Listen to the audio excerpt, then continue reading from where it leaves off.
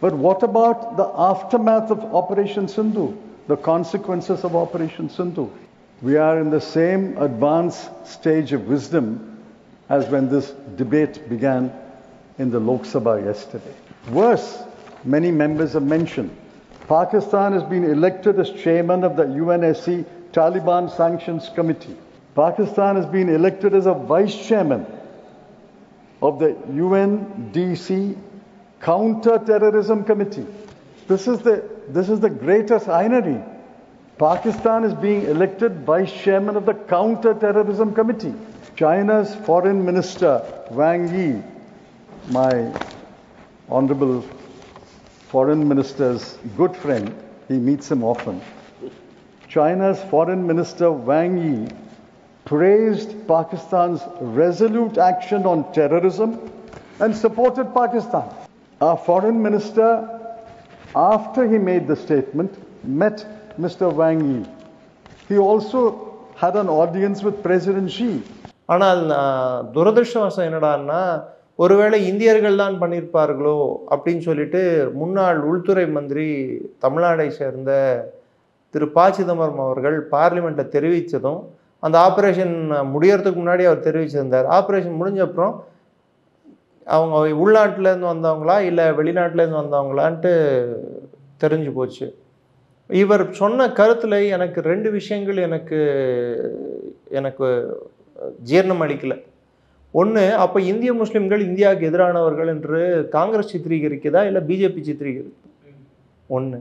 ரெண்டாவது, அப்போ காஷ்மீரிகள் காஷ்மீரில் அமைதி திரும்பி இருக்குன்னு நம்ம சொல்லிட்டு இருந்தா, இல்லை காஷ்மீரிகள் துப்பாக்கி எடுத்து போராடுகிறார்கள் அப்படின்னு சொல்லிட்டு இவங்க காஷ்மீரிகளை துப்பாக்கி எடுத்து போராடும் தூண்டுதலுக்கு யார் ஆளாக்குறான்? ஒரு முன்னாள் உள்துறை மந்திரிக்கு, இத்தனை நெடுங்காலம் பார்லிமெண்ட்டில் இருக்கிற ஒரு எம்பிக்கு இது தகுமா? இது நியாயமா? இது ஒன்றும் புதுசு இல்லையா? அவங்களுக்கு இல்லாத ஒரு தீவிரவாதத்தை ஏற்படுத்தி ஸ்ரீகாந்த் புரோஹித் போன்ற ஒரு தலை சிறந்த இராணுவ வீரரை ஹிந்து டெரர் என்ற பேரில் அரெஸ்ட் பண்ண ஒரு கவர்மெண்ட்டில் இருந்த ஹோம் மினிஸ்டர் தானே அவர். ஸோ அவரோட பேச்சும் அவரோட செயல்களும் இது பாகிஸ்தானுக்கு வலிமை கூட்டும் விதமாக இருந்தது. ஆனால் ஒரு விதத்தில் கடவுள் யார் பக்கம் இருக்கிறான் என்று பார்த்தால் இந்தியாவின் பக்கம். அந்த ஒரு காரணத்துக்காக தான் பாராளுமன்றத்தில் இந்த டிபேட் நடக்கும்போதே இந்த துப்பாக்கிச்சூடு நடந்தது. அதில் முக்கிய குற்றவாளி என்று கருதப்பட்ட உலகறிந்த தீவிரவாதியான சுலைமான் மூசாவை சுட்டு வீழ்த்தினோம்.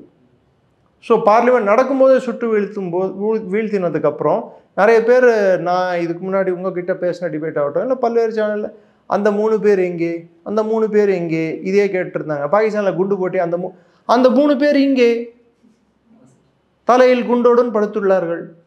எதனால சார் இத்தனை நாள் ஆச்சு அவங்களை கண்டுபிடிச்சி தூக்குறதுக்கு? ஏன்னா பாகிஸ்தான்லயே போய் நம்ம அட்டாக் பண்ணிட்டு அவங்க சேட்டலைட் ஃபோனை ஆப்ரேட் பண்ணாலோ இல்லை அவங்க டிஜிட்டல் ஃபுட் பிரிண்ட் இருந்தால்தான் அந்த காட்டுக்குள்ளே நம்ம கோம்பிங் ஆப்ரேஷன் நடத்த முடியும். காடு பறந்து விரிந்திருக்கும் காடு.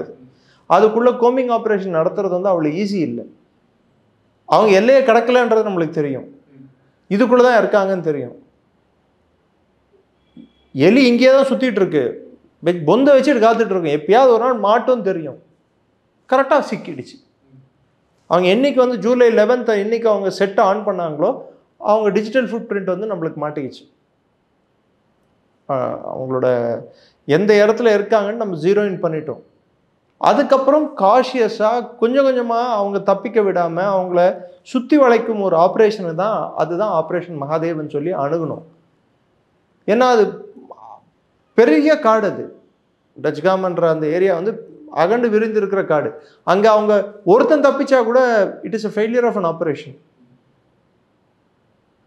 அதுக்கு திரும்பி கத்துவாங்க, ஒருத்தனை வேணுமென்றே தப்பிக்க வைத்தார்கள் அப்படின்னு சொல்லிட்டு.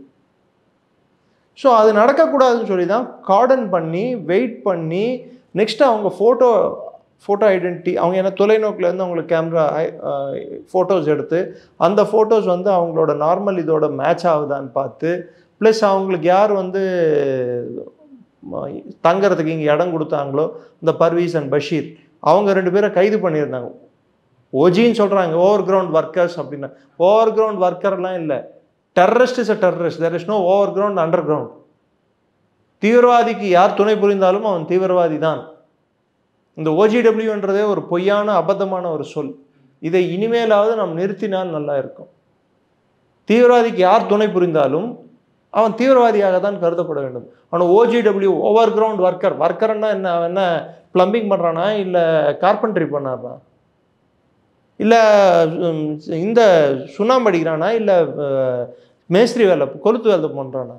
தீவிரவாதத்துக்கு துணை புரிகிறான். அவனுக்கு என்ன புதுசாக OGWன்னு பேர்? தீவிரவாதின்னு கூப்பிட்டு போங்க. அவன் துப்பாக்கி எடுத்து சுடலன்னா பரவாயில்ல, ஆனால் துப்பாக்கி எடுத்து சுடுவதற்கு தேவையான பொருட்களை அவன் சப்ளை பண்ணும்போது அவனும் தீவிரவாதி தானே. அதில் என்ன ரெண்டுக்கு வேறு கருத்து இருக்க வேண்டியது இருக்குது?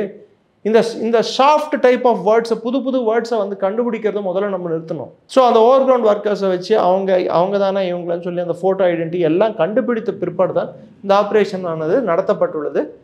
துல்லியமான தாக்குதல் 30 நிமிஷத்தில் எப்படி இந்தியர்களை, குறிப்பிட்டு இந்து மதத்தை சேர்ந்தவர்களையும் வெளிநாட்டவரையும் அவங்க எப்படி கொன்னாங்களோ அரை மணி நேரத்துக்குள்ள அந்த 30 minutes of terror has been repeated back and paid back. அதே 30 மணித்துளிகளில் அவர்களை எங்கே போய் சேர்க்க வேண்டுமோ அங்கே போய் சேர்த்து விட்டோம்.